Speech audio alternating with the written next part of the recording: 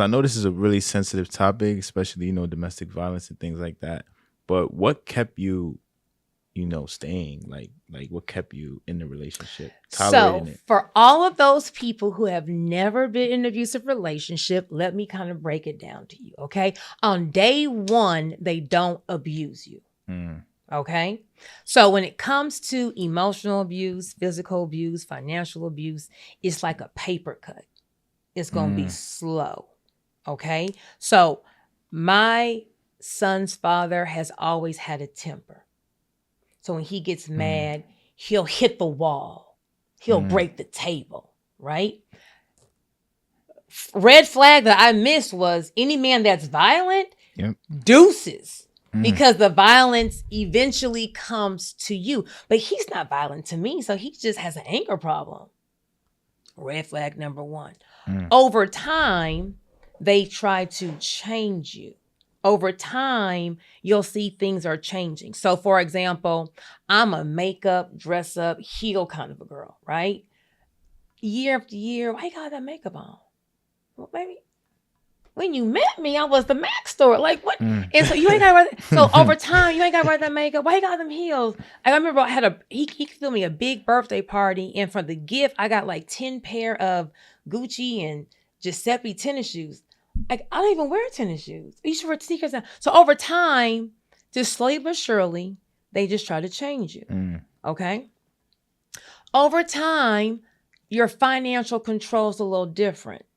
So for finances is, I have control over the finances, and then it's, well, my mom's going to pay our bills. I want her to manage everything. And that would be a big fight, but I'm trying to be this submissive wife. And so, okay, I let that go. And then all of a sudden it's, well, let me keep the money in the safe and it just slowly but mm, slowly, and on top of that, there's life. We have good years, we have bad years, we got these kids. So we got a couple monkeys on the neck. mm, You're kind of tired of mm, arguing, right? Now the violence goes from I'm hitting a wall to now I'm throwing things at you, but he didn't hit me. mm. My husband has never hit me.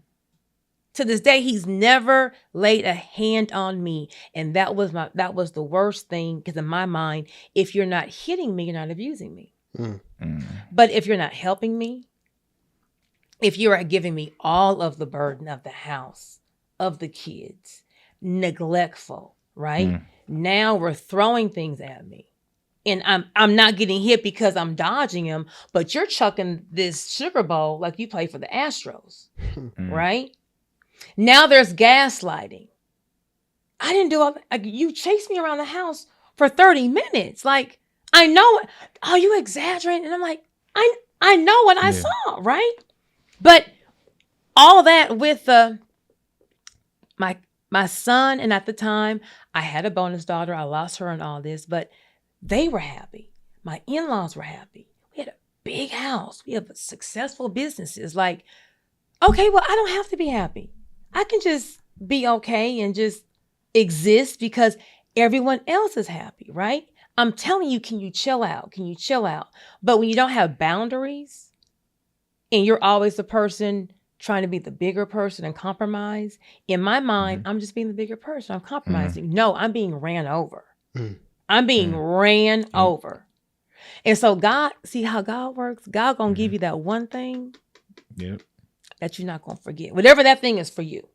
Mm. So we at the gym one day, long story short, there's a video on his phone of him having sex with the employee. So there is no hearsay. I had heard God said, babe, I'm here it is. And that was all I needed to pack up. Now, we had been in marriage counseling. I had been about 3 months before that. I don't want to do this. Like, I'm not mad at you. I'm not tripping. Like, you're not for me, and I Yeah. am not for you. Sometimes you just marry the wrong person. Mm. And when you're with someone who's abusive, like, it was like my shine was too much for him. Mm. Some people is like, I want you to shine. I want you to shine. I'm gonna put my sunglasses on. When you walk out, like, your shine don't affect my shine. Mm. And we just all shining together. Mhm. We gonna kill him. We go out tonight. We gonna kill him tonight. Mm. But then other people, they feel like They got to dim your light so that they can Yep. have a light. And that was our biggest battle in our, I kept saying, like, I feel like you're like, I'm competing with you. Yeah.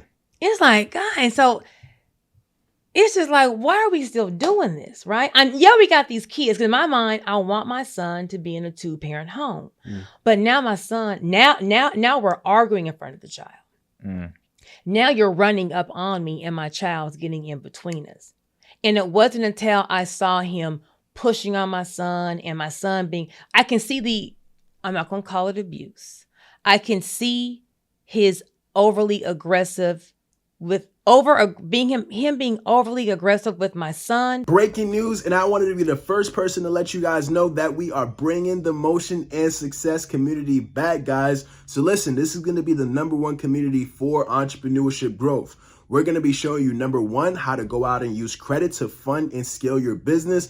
We're getting approvals every other day inside our funding company. And I'm going to be showing you what's working in today's market so that way you're not left out. #2, we're going to show you exactly the strategies on how Motion and Success was able to grow from 0 followers all the way up to 150,000 plus subscriber and millions of views across different channels in less than a year and a half. I'm going to be breaking down that information as well. And not only that, we're going to be inviting our alumni back inside the community to be able to wrap their arms around you guys, give you more intimate information, give you that help that you guys need, so that way you're able to start growing and scaling your business. Go ahead and join us in the Motion and Success community. I could spot like, okay, that's wrong. But when he's overly aggressive with me, it's just like, oh, he's just tripping. That was so I was like, you're in a 2-parent home. This is toxic. You're always arguing. Yeah. So over time, they wear you down. They isolate you. I can't go to sorority meetings. I can't have any friends. It's like, so now you're isolated. You're drained. You're no longer you. And so as the abuse goes, you keep saying, I'm 5 years in, I'm 10 years in. You have all these reasons as to why you don't just leave. And it's like, it's never going to get better. Never. You're going to have to just remove yourself. But then some people are like, well, if I leave, then what? Because a lot of times they're going to have the financial gain over you. So as a woman's going to check out before she actually physically leaves, right? So I'm like, I don't really think I'm going to do this. So how do I navigate this? And that's when I realized I could never get my hand on any money. It's like every card I had access to, that once I get that card, I promise you in a week, it may have $1,000 in it. Maybe. Like the money just happens to move. Oh, I moved. And it's like, I don't have the access to go, I got to come to you for security. I got to come to you for everything.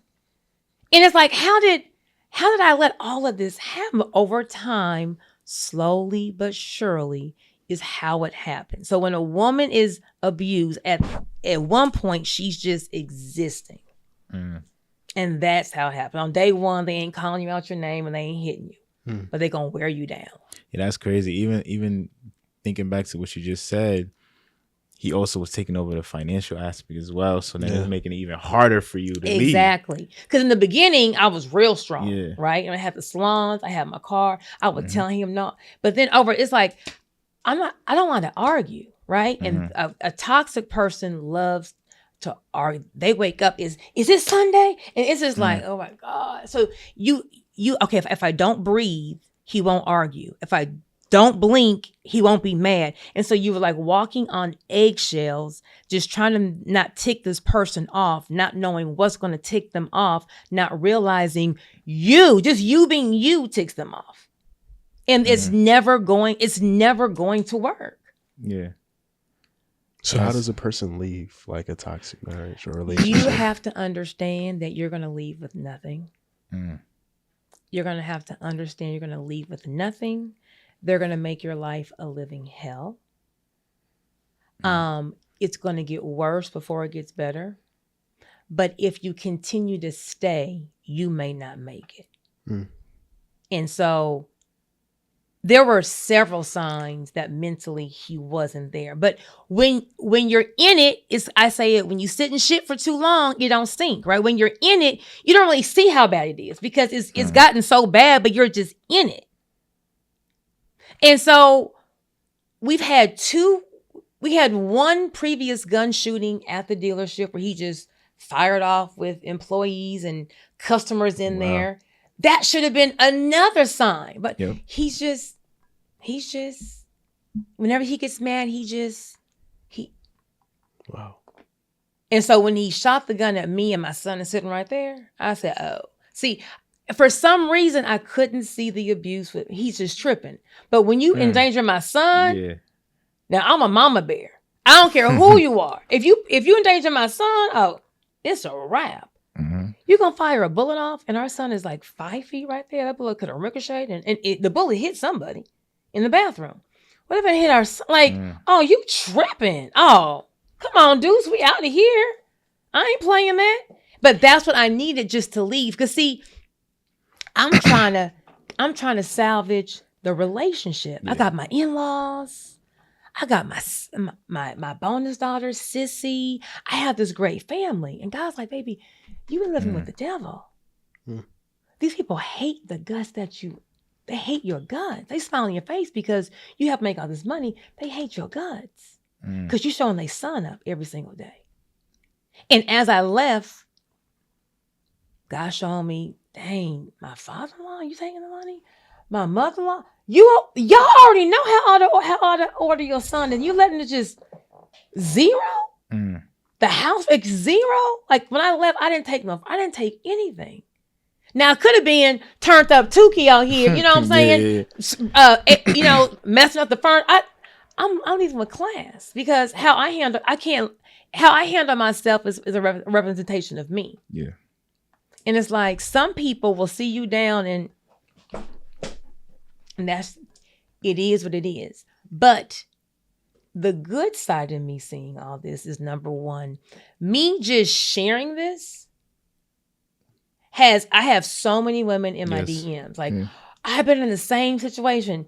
You have? There's another sociopath out there? Like they make more than one?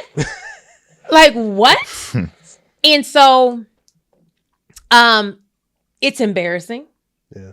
You don't want to say that you're being neglected or abused because of the stigma that people place on it. If you realize when Casey came out saying that, Puffy abused her before the video came out, she got dragged through the coals. Mm-hmm. Oh, she just wants his money. It wasn't until the video came out showing him drag her. Oh, how many people have a video? Right? All right, so sorry to break the episode. This message is for any entrepreneur. You really do a good job. You're killing it at whatever you do, but no one knows you. You have no social media presence. Well, guess what? You're missing out on a lot of money. Good news is I help entrepreneurs like you grow organically on social media. No gimmicks, no ads, just authentic, strategic content that converts. And if you're a podcaster, I've got you covered as well. If you're struggling to grow your show, struggling with editing, well, I cover those services as well. It's time to stop procrastinating and take action immediately. Click the link down below and book a call with me where we're going to sit down and talk one-on-one, and we're going to start helping you grow and create some motion and success, but more importantly, get you some leads that will convert into dollars. So what are you waiting for? Your audience is waiting for you. Let's get them to trust you. Click the link below.